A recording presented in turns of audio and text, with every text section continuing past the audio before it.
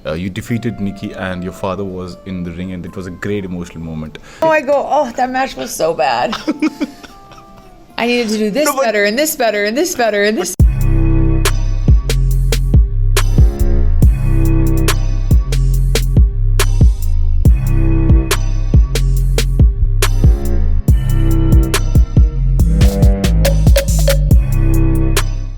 Paul Heyman tweeted few days back that Ric Flair will be known as your father and you have been titled as Queen of all eras, and I guess this sums up all your 4-year journey here and you're genuinely going in that Hall of Fame legendary list.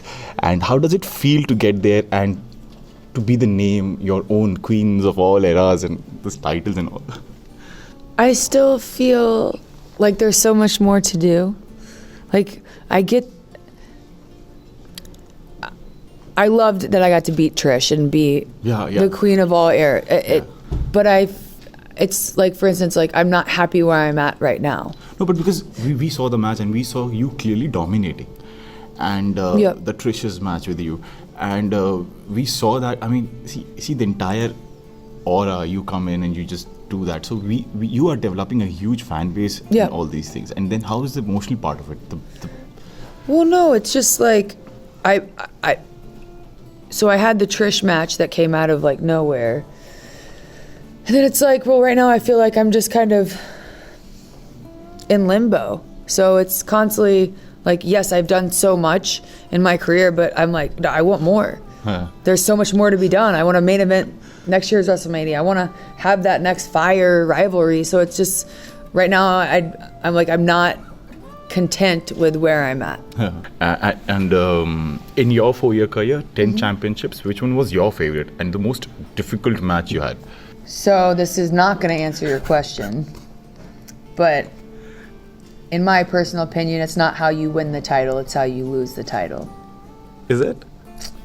I think that's what defines you. No, but these 10 championships, and there must be one favorite to pick. Or somewhere because it must be so difficult for you to get all the odds against you, and then I guess winning WrestleMania 32, just because when I won the Divas Championship, I didn't feel ready, and then when I won WrestleMania 32 and won the debut of that title, I was like, okay, I'm ready, and this is my title, and this is my moment. So I guess from like winning the title standpoint, but there's so many more like moments I feel like that I've loved.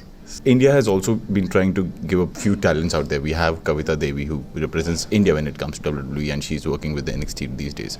So when you guys travel across the globe, do you really feel that there is and we believe, because I remember from past few years when talents are coming here and they're visiting us, they're meeting fans, small wrestling training centers have started beginning. In every various parts of the countries. Do you really think this might give a great toll on you, because traveling is a lot, but some benefits like these, motivating young talents, is a great thing? Oh, I think it's the most well, besides putting smiles on people's faces when they come to the show, like inspiring people is what it's all about.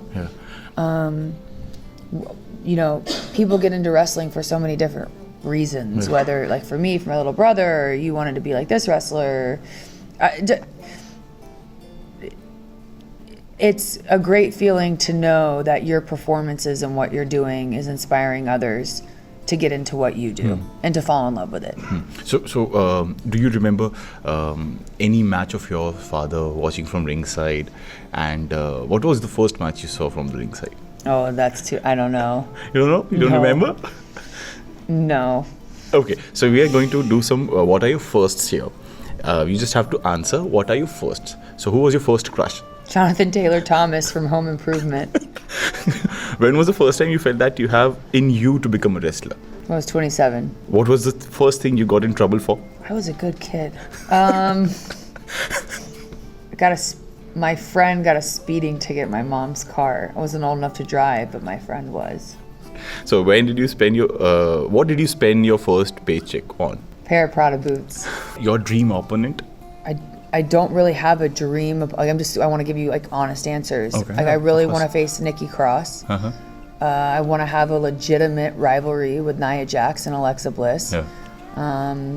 And I look forward to one day seeing if Bianca Belair has what it takes. So there was one moment when you defeated Nikki and your father was in the ring, and it was a great emotional moment.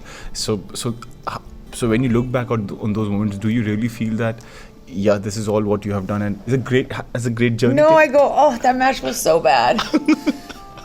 I needed to do this better, and this better, and this better, and this better. That was an iconic emotional moment. I think like what was Nikki Bella was such a star to me, and Yeah. I took so many things. Like I learned so much from her, in that opportunity, getting to work with her. 'Cause she really taught me what it meant to be a star and have a brand. Okay, thank you so much. Thank you. Yes, sir.